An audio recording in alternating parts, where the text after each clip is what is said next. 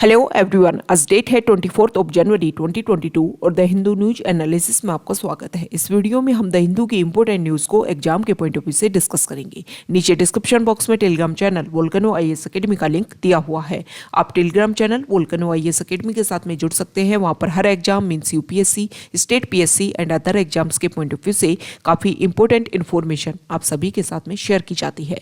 तो चलो स्टार्ट करते हैं। वीडियो को स्टार्ट करेंगे एक ज्योग्राफिकल मैप क्वेश्चन के साथ में।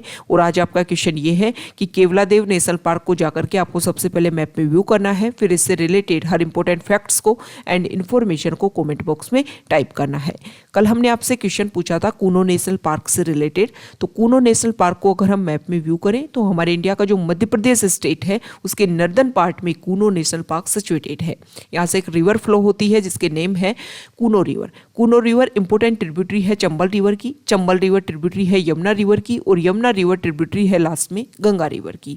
इस तरीके से जब भी आप किसी रिवर को स्टडी करो तो उसकी right bank and left bank tributaries जो हैं वो आपके लिए इंपॉर्टेंट हो जाती हैं। द हिंदू का अगर हम डिस्कशन करें तो सबसे पहले फ्रंट पेज पर जो न्यूज़ है वो कोविड के नए वेरिएंट ओमिक्रॉन को लेकर के है। इंसाकोग ने ये बोला है कि ओमिक्रॉन के केसेस हमारे इंडिया में रेगुलर बढ़ रहे हैं और ये लग रहा है कि कम्युनिटी ट्रांसमिशन की तरफ है ओमिक्रॉन न्यू वेरिएंट। अब ये इंसाकोग क्या है? इंसाकोग ने अपने लेटेस्ट बुलेटिन में ये भी बोला कि जो केसेस हैं हालांकि वो माइल्ड लेवल पर हैं, लेकिन हॉस्पिटलाइजेशन के और आईसीयू के जो केसेस हैं वो रेगुलर इंक्रीज हो रहे हैं। इंसाकोग जो है Indian SARS CoV 2 genomics consortium, INSACOG जो है वो union health and family welfare minister, department of biotechnology and others, इन सब ने मिलकर के एक जॉइंटली इनिशिएट किया था। इसके साथ में 38 जो लेबोरेटरीज हैं उनका एक कंसोर्टियम है और इसमें डिसाइड किया गया था कि सार्स कोविड 2 के जो जीनोमिक वेरिएशंस हैं उनको मॉनिटर किया जाएगा ताकि नोवल कोरोना वायरस कोविड-19 की जो भी कोजिंग है, जो भी इसके कोजेज हैं उनका पता लगाया जा सके। नेक्स्ट इंपॉर्टेंट न्यूज़, यहाँ पर रिपब्लिक डे सेलिब्रेशन को लेकर के जो हमारी बीट रिट्रीटिंग सेरेमनी होती है हर साल रिपब्लिक डे सेलिब्रेशन के बाद में 29 जनवरी को इवनिंग टाइम में जो विजय चौक है वहाँ पर परफॉर्म की जाती है इस रिट्रीटिंग सेरेमनी को। तो उसमें जो हमारी इंडियन आर्मी की जो भी बैंड है वो यहाँ पर कुछ ट्यून्स को परफॉर्म करते हैं। अब उसमें एक हिम यूज़ किया जाता था, एक हिम को परफॉर्म किया जाता था 1950 से, जब से हम रिपब्लिक डे सेलिब्रेशन कर रहे हैं तब से। तो उस हिम को जिसका नाम है अबाइड विद मी, उसको इस बीटिंग रिट्रीट सेरेमनी से इस साल उसको ड्रॉप कर दिया गया है। ये बोला गया है कि हमारा इंडिया जो है वो 75 ईयर ऑफ इंडिपेंडेंस में एंटर कर रहे हैं और इसमें जो भी परफॉर्म किया जाएगा वो हमारे इंडिया के जो खुद के जो हिम हैं उनको इसमें परफॉर्म किया जाएगा। 1950 से जब से हम सेलिब्रेशन कर रहे हैं तब से इस हिम को हमारी बीटिंग रिट्रीट सेरेमनी में इंक्लूड किया गया था। ओके अब इसके बारे में अगर कुछ फैक्ट्स देखें इस हिम से रिलेटेड तो यहाँ पर 1847 में एक क्रिश्चियन हिम, ये क्रिश्चियन हिम है, उसको 1847 में इसको लिखा गया था। ओके अब यहाँ पर रिपब्लिक डे सेलिब्रेशन को लेकर के कुछ इंपॉर्टेंट स्टेटमेंट है कि यहाँ पर जो भी हमारे 16 मार्चिंग कंटिजेंट जो हैं वो रेगुलर रहेंगे, लेकिन उनकी जो स्ट्रेंथ है उसको कम कर दिया गया है। मान लो पहले जो भी हमारा कंटिजेंट है जिसमें जितने इंडिविजुअल्स पार्टिसिपेट करते थे 144 लेवल तक, उसको डिक्रीज करके अब 96 इंडिविजुअल तक उसमें संख्या कर दी है। इसके अलावा ये भी बोला गया है कि कोविड के नए केसेस को देखते हुए परेड जो है वो नेशनल स्टेडियम पर ही खत्म हो जाएगी, रेड फोर्ट तक नहीं जाएगी। इस तरीके से यहाँ पर रिपब्लिक डे सेलिब्रेशन को लेकर के एक अवेयरनेस, एक जनरल अवेयरनेस क्रिएट करने की कोशिश की गई है। नेक्स्ट इंपॉर्टेंट आर्टिकल, यहाँ पर कल 23 जनवरी था, हमने डिस्कस किया था कि नेताजी सुभाष चंद्र बोस की 125 बर्थ एनिवर्सरी थी। हमारी गवर्नमेंट ने ये डिसाइड किया कि उनके बर्थ एनिवर्सरी को पराक्रम दिवस के रूप में हम सेलिब्रेट करेंगे और हमारा रिपब्लिक डे सेलिब्रेशन जो है वो 23 जनवरी से ही स्टार्ट हो जाएगा। इसके अलावा गवर्नमेंट ने ये भी डिसाइड किया है कि जो इंडिया गेट जो है उसकी ग्रेट कैनोपी के जो अंडर हम वो लोग मतलब पहले यहाँ पर स्टेचू बनाएगा, लेकिन उससे पहले ही जो होलोग्राम जो है उसको यहाँ पर इंस्टॉल किया गया है। होलोग्राम क्या होता है? होलोग्राम एक टेक्नोलॉजी होती है। इस टेक्नोलॉजी का यूज़ करके This technology uses projector to create a virtual 3-dimensional image. In simple terms, simple language में अगर हम समझें तो होलोग्राम जस्ट ए प्रोजेक्शन होता है जिसमें ऐसे लगता है कि रियलिस्टिक यहाँ पर फोटो जो स्टेचू है वो लगा हुआ है, लेकिन प्रोजेक्टर का यूज करके यहाँ पर इस तरीके से एक unlike a conventional film on a standard screen A 3D hologram can be viewed from all sides. Okay, तो इस तरीके से टेक्नोलॉजी का यूज करके यहाँ पर ये लगाया जाता है, ये रियलिस्टिक तरीके से यहाँ पर स्टेचू की तरह परफॉर्म करने की कोशिश की जाती है। तो यहाँ पर जब तक स्टेचू कंप्लीट नहीं हो जाता तब तक ये जो होलोग्राम है वो यहाँ पर स्टेब्लिश रहेगा। Okay, next important news, Germany के नेवी चीफ जो है वो हमारे इंडिया की विजिट पर आए थे। उन्होंने यहाँ पर कुछ स्टेटमेंट दिए। उनका नाम है वाइस एडमिरल के एकिम स्नोवैक। उन्होंने यहाँ पर बोला कि देखो अभी रशिया और यूक्रेन में जो भी क्लैश चल रहा है उसको लेकर के उन्होंने बोला कि देखो रशिया ने 2014 में जो यूक्रेन का क्रीमिया वाला पार्ट है उसको अपने अंडर कर लिया। अब ऐसे तो है नहीं कि रशिया ने सिर्फ इस छोटे से एरिया को अपने अंडर करने के लिए ये सारा क्लैश क्रिएट होगा। रशिया जो है वो एक तरीके से यूक्रेन को अपने अंडर करना चाहता है और कंप्लीटली अपने पार्ट में उसको मिलाना चाहता है। यूएसएसआर दोबारा से इंटीग्रेशन करने की तरफ वो कोशिश कर रहा है। इसके अलावा जो जर्मनी के नेवी एडमिरल है उन्होंने ये भी बोला कि अगर हमें चाइना को काउंटर करना है तो हमें रशिया के साथ में लेकर के चलना चाहिए। ये भी उन्होंने स्टेटमेंट दिया कि रशिया सिर्फ इस स्मॉल लैंड एरिया के लिए यहाँ पर अटैक नहीं करेगा। रशिया जो है वो विद रेस्पेक्ट सब कुछ अचीव करना चाहता है। तो जो वेस्टर्न कंट्रीज हैं वो उनको रिकॉग्निशन दे एज ए प्रेस्टीज तरीके से, उनको रिकॉग्निशन जब देंगे तो इस तरीके का जो क्लैश है वो खत्म हो जाएगा। अब उनके इस स्टेटमेंट के बाद में ना सिर्फ जर्मनी में यूक्रेन वाले एरिया में भी कुछ क्लैश देखने को मिला, जिसकी वजह से उन्होंने वहाँ पर अपना रेजिग्नेशन दे दिया है। नेक्स्ट इंपॉर्टेंट न्यूज़, यहाँ देखिए एलिफेंट कॉरिडोर को लेकर के आर्टिकल है। इस आर्टिकल में ये बताया गया है कि 2014 से 2019 के बीच में अगर हमारे जो बंगाल वाले एरिया को हम देखें तो यहाँ पर 403 ह्यूमन डेथ्स देखने को मिली है।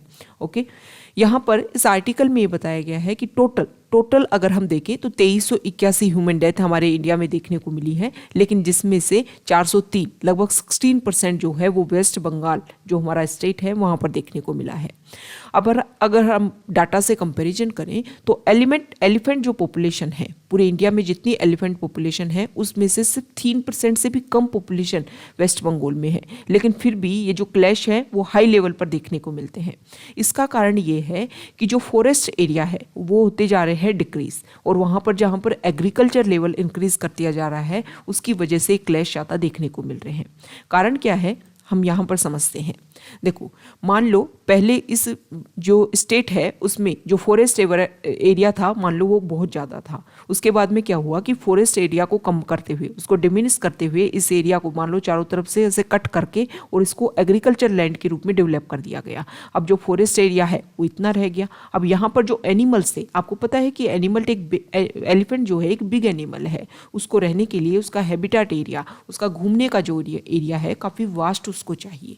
यही कारण होता है कि जो लैंड एरिया है उसका हमने यूज़ करना स्टार्ट कर दिया एग्रीकल्चर पर्पस से, और जो फॉरेस्ट एरिया है वो टाइम के अकॉर्डिंग डिक्रीज होता जा रहा है, जिसकी वजह से जो ये इस तरीके के एनिमल्स है वो यहाँ से फॉरेस्ट एरिया से निकल करके वापस अपने एरिया में घूमने के लिए वो बाहर निकलते हैं। लेकिन अब उनको क्या पता है कि यहाँ पर तो एग्रीकल्चर पर्पस के लिए उनका यूज़ होने लग गया है।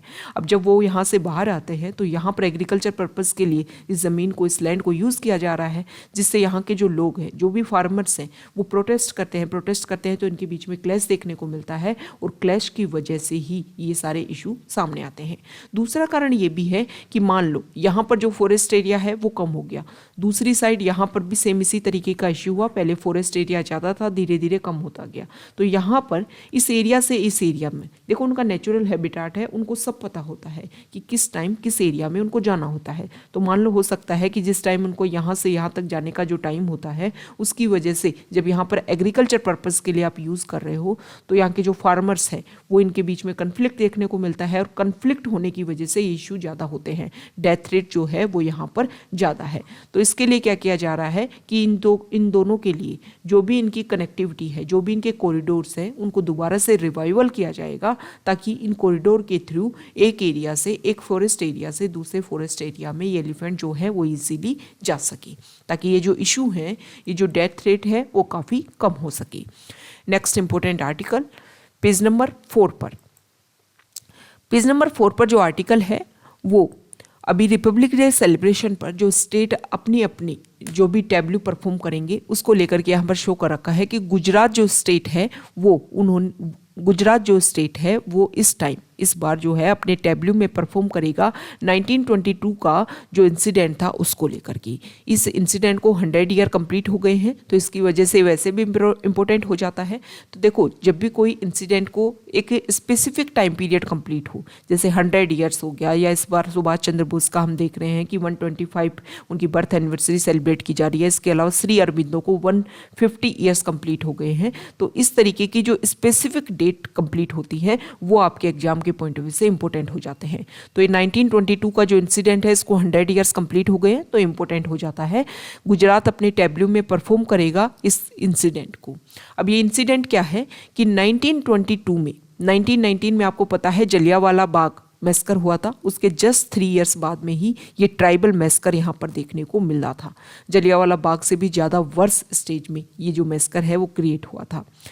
इसमें क्या हुआ था कि देखो, नॉर्थ गुजरात का जो साबरकांठा डिस्ट्रिक्ट है वहाँ पर पाल और ढाडव जो विलेज हैं, यहाँ पर लगभग 1200 ट्राइबल जो हैं वो एक जगह इकट्ठे इसलिए हुए थे कि यहाँ के जो भी रूलर्स हैं वो एक तरीके से उनके ऊपर हाई लैंड रेवेन्यू सिस्टम को इम्पोज करने की कोशिश कर रहे थे। तो उसका प्रोटेस्ट करने के लिए मोतीलाल तेजावत की लीडरशिप में यहाँ पर जो भी रिवर है उसके किनारे पर ये लोग इकट्ठे होते हैं साबरकांठा डिस्ट्रिक्ट में। 7 मार्च 1922 को भील ट्राइबल विलेजर्स ये लोग होते हैं।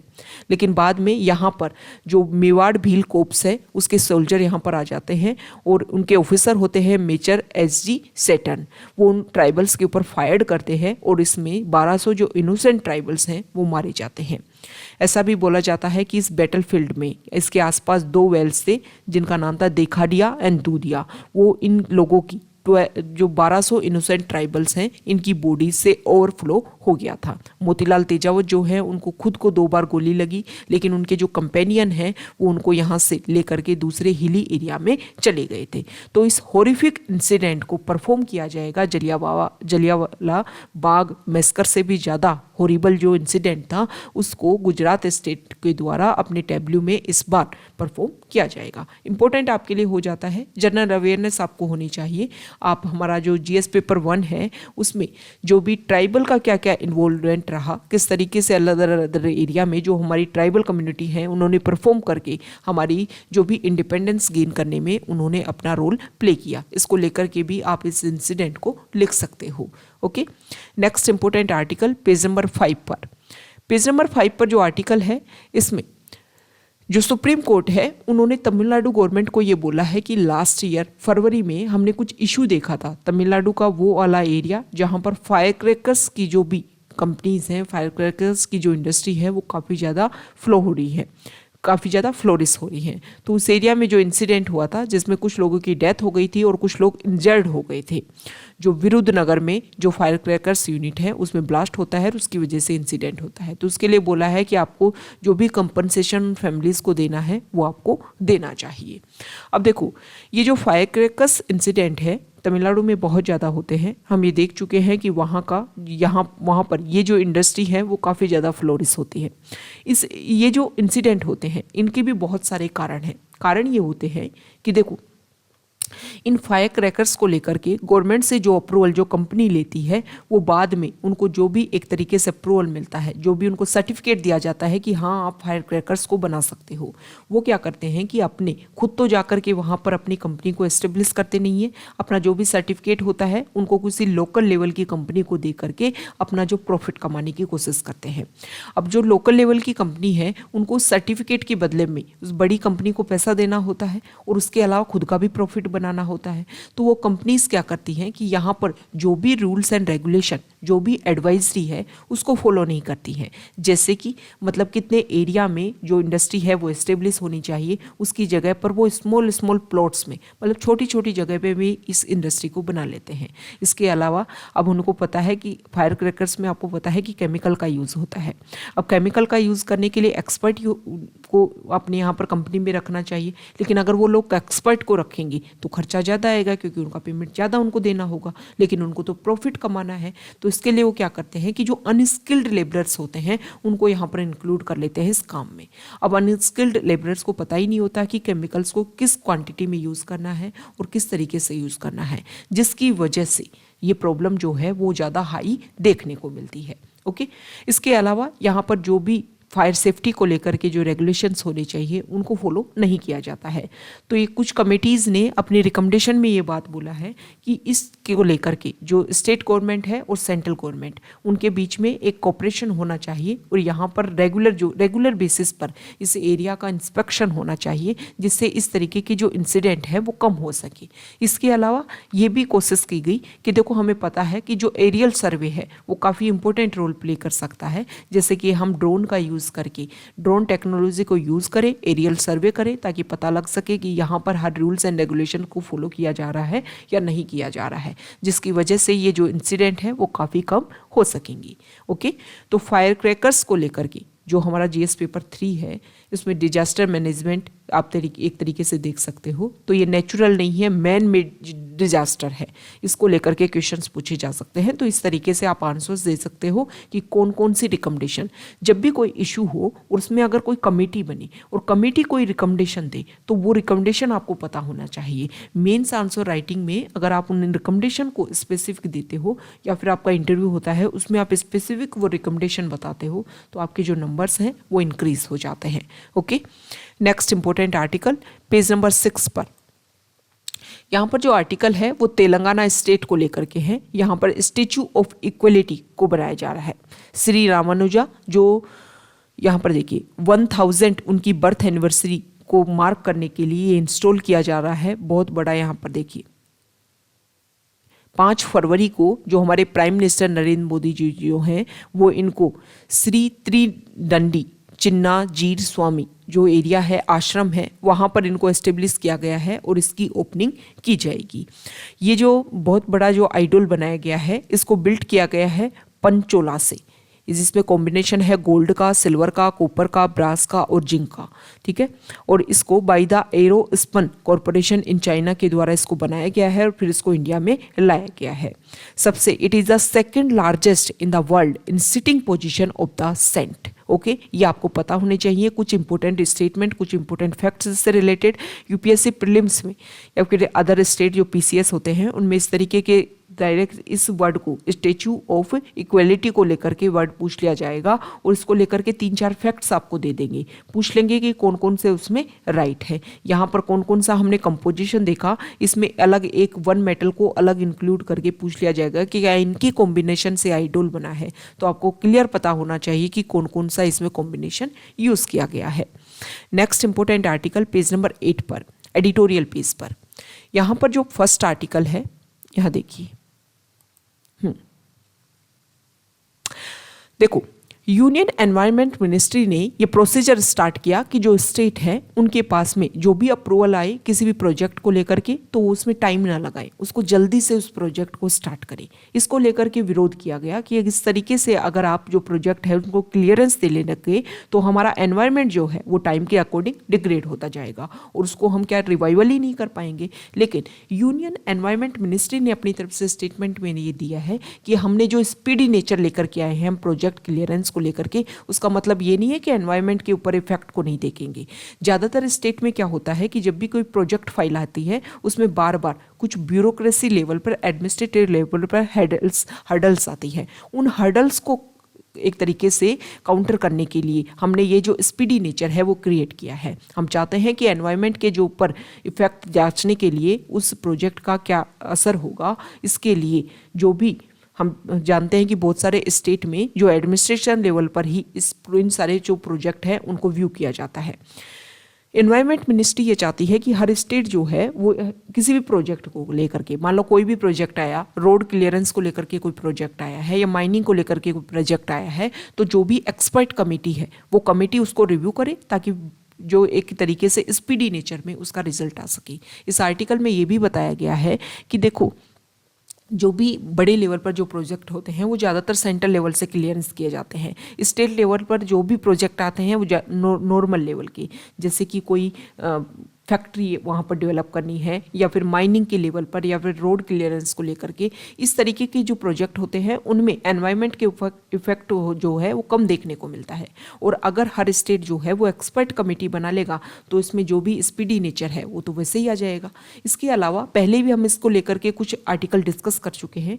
उन आर्टिकल में ये बताया गया है, बोला गया था कि देखो किसी भी चीज़ को आप एक स्पीडी नेचर में कर रहे हो, उसकी बजाय अगर आप ये देखो कि उससे क्या इफेक्ट होने वाला है, उसके ऊपर अगर आप फोकस करोगे तो उस इफेक्ट को जांच करने के लिए जो स्पीडी नेचर है, मतलब उसमें ये बोला जाए कि आपका मेन टारगेट ये है कि एनवायरनमेंट के ऊपर नुकसान नहीं होना चाहिए, एनवायरनमेंट हमारा क्लाइमेट चेंज है वो बिल्कुल इफेक्ट ना हो, और उसके बेसिस पर ये बोला जाए कि इन सबको ध्यान में रखते हुए इन्वायरमेंट इम्पैक्ट असेसमेंट करते हुए आपको जो काम है वो फटाफट करना है। तब जाकर के जो हमारा ईज ऑफ डूइंग बिजनेस है, जो हमारी गवर्नमेंट का एक मेन आइडिया है, वो भी कंप्लीट हो सके, हम हमारे एनवायरनमेंट को फिर प्रोटेक्ट कर पाएंगे, और जो अदर इश्यूज है वो भी काउंटर हो पाएंगे। Next important article page number 9 पर, यहाँ पर जो आर्टिकल है वो एजुकेशन को लेकर के है। हमें पता है कि कोविड की वजह से जो एजुकेशन सेक्टर है वो काफ़ी ज़्यादा इफेक्ट हुआ है। इस आर्टिकल में जो राइटर है उनका ये बोलना है कि अब एजुकेशन के ऊपर कितना बजट में कितना खर्च किया जाएगा उसको लेकर के यहाँ पर डिसीजन होना चाहिए। जैसे कि कितना हमारा बजट रहने वाला है, कितना हम एक्सपेंडिचर करेंगे, उससे ये डिसाइड होगा कि हमारा एजुकेशन लेवल किस तरीके से इम्प्रूव होगा।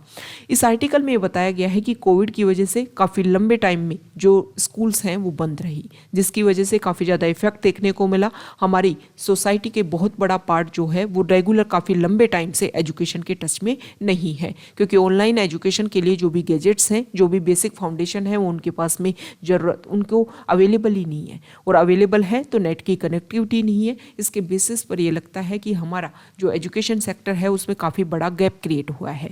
उस गैप को फिल करने के लिए हमारे यहाँ पर इकोनॉमी बूस्टअप देखना चाहिए, ताकि ज़्यादा से ज़्यादा इन्वेस्टमेंट हो, और फिर जाकर के हम एजुकेशन के ऊपर ज़्यादा खर्च जब करेंगे तभी जाकर के ये गैप को हम फिल कर पाएंगे। इस आर्टिकल में जो राइटर है उनका ये बोलना है कि प्री पैंडेमिक से पहले का अगर हम देखें तो हमारे यहाँ पर जीडीपी का कुछ पार्ट जो है वो यहाँ पर खर्च होता था। कुछ स्टेट जो है उन्होंने यहाँ पर इंक्रीज भी किया है अपने बजट एलोकेशन में।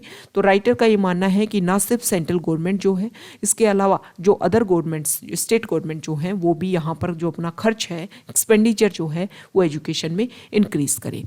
अब यहाँ पर अदर जो कंट्रीज़ हैं उनके बारे में बताया गया है कि कुछ कंट्रीज़ जो है वो 16% टू 18% तक अपने जो एजुकेशन लेवल है उसके ऊपर खर्च करते हैं। यूनेस्को ने 2030 का अपना एक फ्रेमवर्क बनाया है, जिसमें उन्होंने सजेस्ट किया है कि 4 से 6% तक का जो जीडीपी है उसको हम एजुकेशन, पब्लिक एजुकेशन के ऊपर खर्च करें। इसके अलावा 50% टू 20% पब्लिक एक्सपेंडिचर, मतलब इतना परसेंट है और इसको हमें इंक्रीज करना है 15 टू 20% तक। ठीक है। वर्ल्ड बैंक की अभी एक स्टडी के सामने आई, उसमें ये बोला गया कि जो इंडिया है उसको 14.1% जो बजट है वो अपना खर्च किया जाना चाहिए एजुकेशन के ऊपर।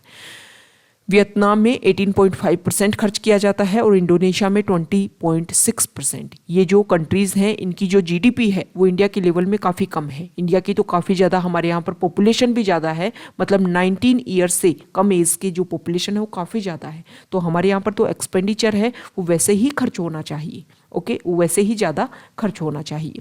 एजुकेशन लेवल को लेकर के अगर हम ये देखें तो वैसे भी हम पहले बहुत सारे आर्टिकल जो हमने डिस्कस किए हैं उसमें ये बोला गया है कि ना सिर्फ हमें खर्च ज़्यादा करना होगा, हमें कुछ इस तरीके के ब्रिज कोर्स डेवलप करने होंगे जिसमें विशेष फोकस किया जाए। मान लो 2 महीने के लिए आप कोई ब्रिज कोर्स बनाओ जिसमें मैथ के ऊपर फोकस किया जाए, 2 महीने के लिए आप कोई ब्रिज कोर्स बनाओ जिसमें स्पेसिफिक जो आपकी राइटिंग स्किल है या रीडिंग स्किल है उसके ऊपर फोकस किया जाए। 2 महीने के लिए आप कोई ब्रिज कोर्स बनाओ जिसमें फोकस किया जाए कि आपकी जो भी ग्रामर इशू है उन सभी को सोल्व किया जा सके। इससे क्या होगा कि जो भी स्कूल लेवल पर सबसे पहले तो ये फोकस किया जाए कि जो स्टूडेंट है उसका लेवल क्या है, नेक्स्ट क्लास में वो जा रहा है तो उस बच्चे का लेवल क्या है। अब लेवल अगर पता होगा तो टीचर जो है वो उसी के अकॉर्डिंग उसकी जो भी सिलेबस है उसको ऑर्गेनाइज कर पाएगा। और इसको लेकर के ऑर्गेनाइज टीचर जब ही कर पाएगा जब जो गवर्नमेंट जो है उनको कुछ लिबरलाइज करे, मतलब उनको कुछ फ्रीडम दे कि आप अपने हिसाब से ये जो गैप है उसको फिल करने की कोशिश कर सकते हो। तभी जाकर के एजुकेशन में जो गैप दिया हुआ है, जो डिक्रीज देखने को मिला है, उसको हम दोबारा से इंक्रीज कर पाएंगे। नेक्स्ट इंपॉर्टेंट आर्टिकल, यहाँ पर जो आर्टिकल है वो तमिलनाडु में एक प्रोजेक्ट एस्टेब्लिश किया गया था वेदांता के द्वारा। उसको लेकर के वहाँ के जो पीपल हैं उन्होंने 2018 में यहाँ पर प्रोटेस्ट किया, जिसकी वजह से जिस पुलिस फायरिंग यहाँ पर देखने को मिली और जिसमें 13 पीपल की यहाँ पर डेथ हो जाती है। अब काफ़ी लंबे समय टाइम से ये जो प्रोजेक्ट है वो बंद है। इसमें जो प्रोटेस्टर है उनका ये बोलना था कि ये जो कंपनी है उन्होंने अपने वादों के खिलाफ, मतलब जो भी प्रॉमिस उन्होंने किए थे वो कोई कंप्लीट नहीं किया।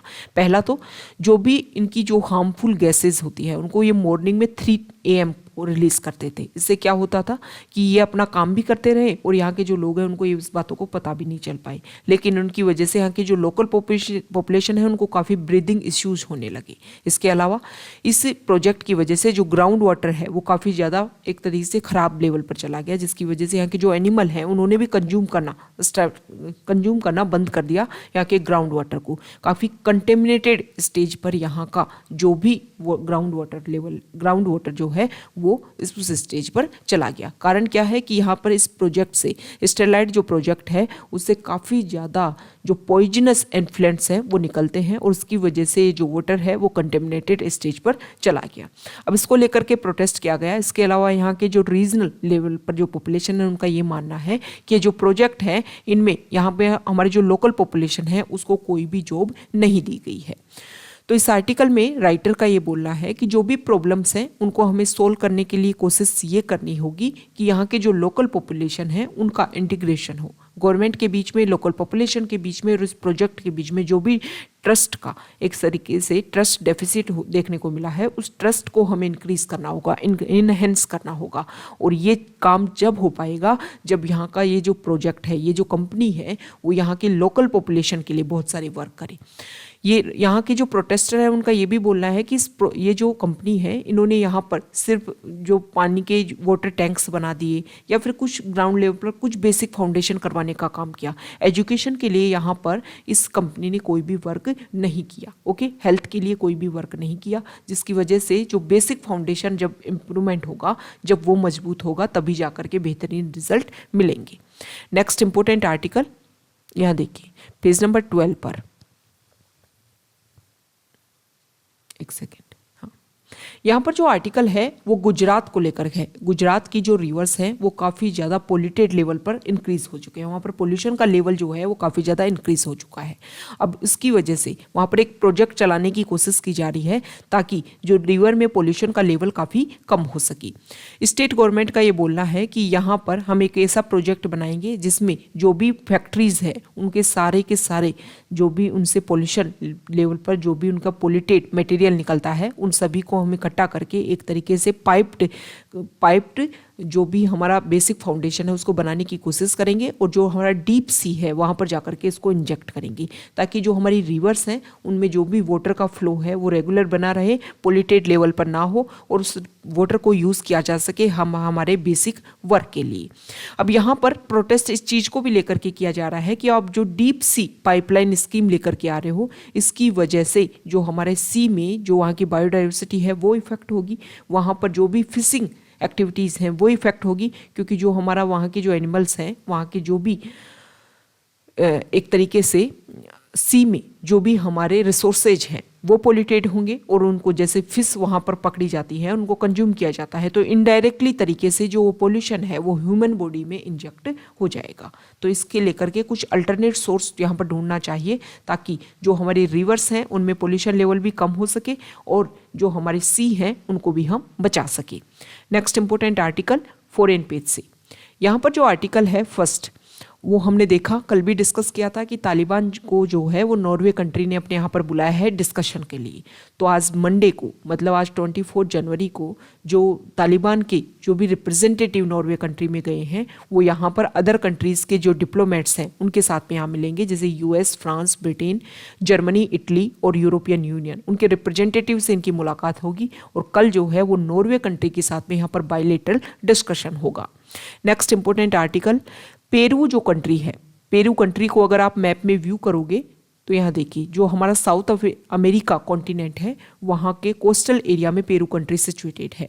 यहाँ पर कुछ प्रॉब्लम देखने को मिली, यहाँ पर एक जो शिप है उसके थ्रू यहाँ पर ऑयल लाने की कोशिश की जा रही थी, तो यहाँ पर ऑयल स्पिल हो गया है। कारण क्या हुआ कि अभी टोंगा आइलैंड कंट्री, वहाँ पर वॉल्केनिक इरप्शन देखने को मिला, जिसकी वजह से काफ़ी ज़्यादा जो सी वेव्स हैं वो इंक्रीज हो गई हैं, और इसकी वजह से जो हमारा रिंग ऑफ फायर वाला एरिया जो है, रिंग ऑफ फायर वाला एरिया मतलब जो यहाँ पर आप अमेरिका कॉन्टिनेंट देख ले, नॉर्थ अमेरिका, साउथ अमेरिका, और इसके अलावा हम यहाँ पर ईस्टर्न जो एशिया को अगर हम देखें, और या इसके अलावा ऑस्ट्रेलिया और न्यूजीलैंड वाला एरिया जो देखें, यहाँ पर टोंगा आइलैंड सिचुएटेड है, वोल्केनिक इरप्शन हुआ, जिसकी वजह से सी वेव्स इंक्रीज होकर यहाँ पर जो कोस्टल एरिया है वो काफ़ी ज़्यादा इफेक्ट हो रहा है।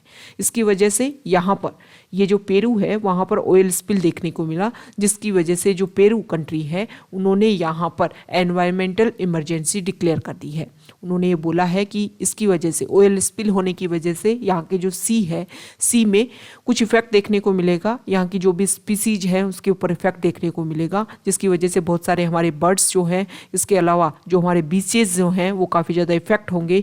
टूरिज्म इंडस्ट्री और फिशिंग इंडस्ट्री जो है उसको भी काफ़ी ज़्यादा नुकसान पहुँचेगा। अब ये रिंग ऑफ फायर क्या है? ये वाला जो एरिया है जिसको सरकम पैसिफिक बेल्ट भी बोलते हैं, इस एरिया में अर्थक्वेक और वोल्केनिक इरप्शन बहुत ज़्यादा देखने को मिलता है, क्योंकि यहाँ पर जो भी सी प्लेट जो है और जो हमारी लैंड प्लेट है, मतलब कॉन्टिनेंटल प्लेट जो है और ओशनिक जो प्लेट है, उनका संवर्जेंस की वजह से यहाँ पर इस तरीके की एक्टिविटी जो है वो बहुत ज़्यादा देखने को मिलती है।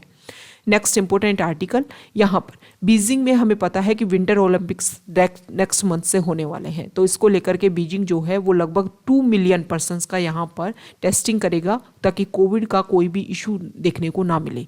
जीरो कोविड जो उनकी पॉलिसी है उसको, उस स्ट्रेटजी को फॉलो करेंगे, और इसी के बेसिस पर उन्होंने सेकंड वेव कोविड की जो है उसको नेग्लेक्ट कर दिया था। इसमें जो सभी लोग हैं उनका कोविड का टेस्ट किया जाएगा, ताकि अगर कोई भी पॉजिटिव हो तो उसको सेपरेट किया जा सके, और इसकी वजह से जो अदर पॉपुलेशन है वो इफेक्ट ना हो। तो ये आज का हमारा डिस्कशन था। कई इंपॉर्टेंट न्यूज़ को हमने डिस्कस किया है। अगर आप यहाँ तक आए हैं, वीडियो आपको अच्छा लगा है, तो प्लीज़ वीडियो को लाइक कीजिए, शेयर कीजिए और चैनल को सब्सक्राइब कीजिए। Okay, thank you.